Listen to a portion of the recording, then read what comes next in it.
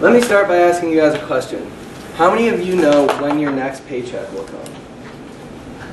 With the exception of many students in the room, my guess would be almost all of you.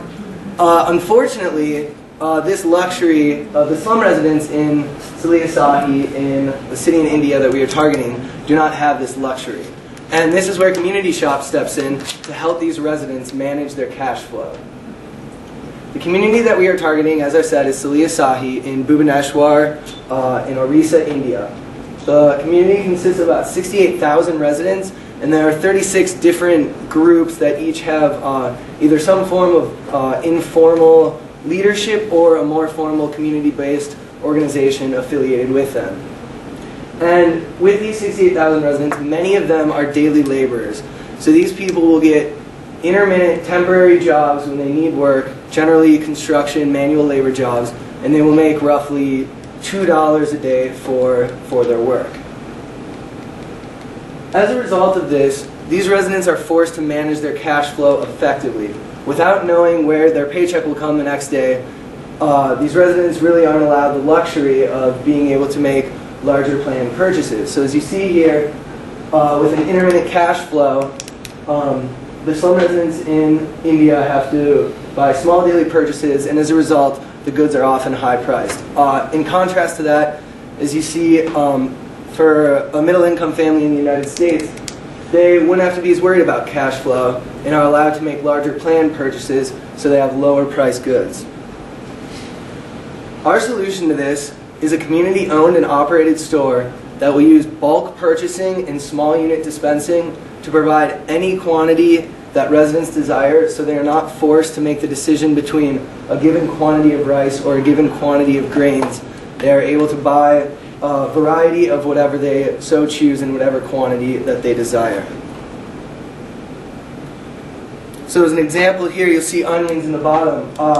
With our purchasing strategy, we will be able to provide the same daily unit of onions that people currently purchase for 4 rupees instead of 5. Additionally, you see toothpaste up here. Now these are travel size toothpaste, what we would recognize as travel size, and they currently sell for 33 rupees.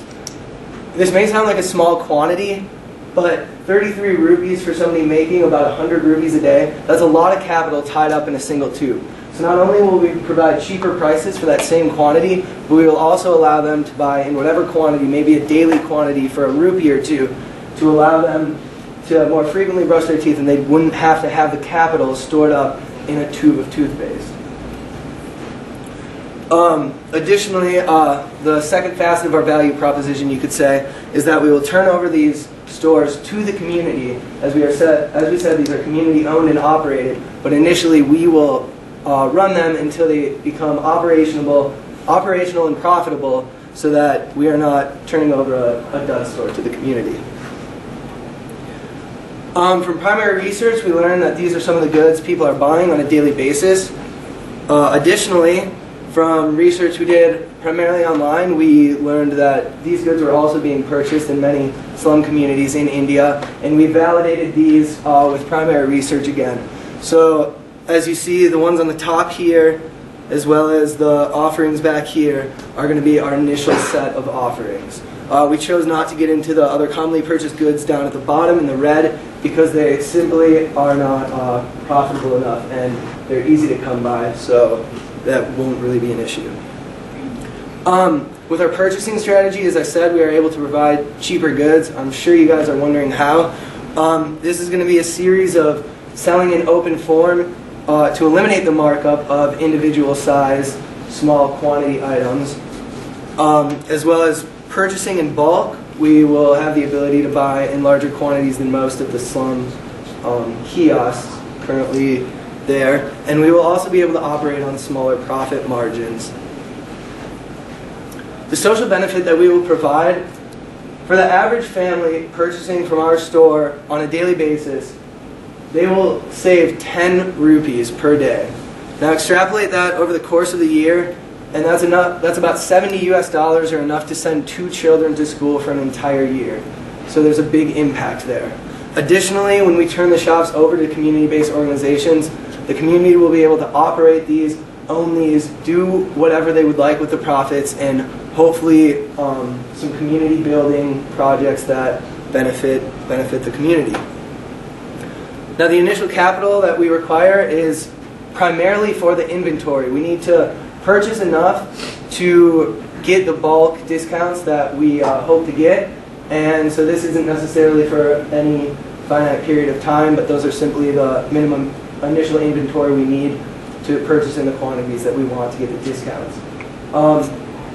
Additionally, the plane ticket to India is another big one, and the other ones you can see here are the test period, which I will get into. So our pilot test, to validate some of these assumptions, we are going to go to this community and buy goods at the market price. From there, we are going to go around and sell these goods in a cart and see if people are willing to buy from us. We are going to sell these goods at the prices that we think we will be able to sell them for. So they will be cheaper prices, so we believe that people will want to purchase from us. From there, we'll be able to determine our market size, and we will validate a lot of our key assumptions. Those are a lot of the demand assumptions, and then the supply, if we can truly offer these goods for cheaper prices, we will have to validate as well. Our exit strategy, as I said, we are going to turn these stores after they become profitable, which we project to be at about the 9-month mark, over to community-based organizations which we deem willing and able and eager to work with us and take on this challenge. So from there, we will take a step back, allow the CBOs to be pretty much autonomous, and we will act as an advisory board and potential supplier to them if they choose to use us in that way. Thank you.